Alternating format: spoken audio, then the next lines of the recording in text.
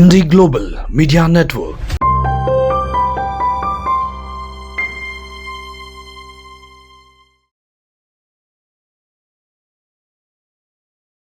అంటే మిశ్రా గారు చదివాక నాకు కూడా ఒక కవిత చదవాలనిపించింది.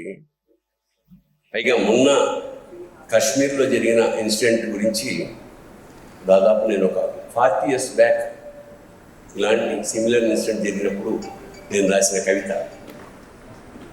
కుంకుమ పువ్వు. కాశ్మీరంలోనే కుంకుమ పువ్వు ఎందుకు పూస్తుందో నాకు అర్థమైపోయింది.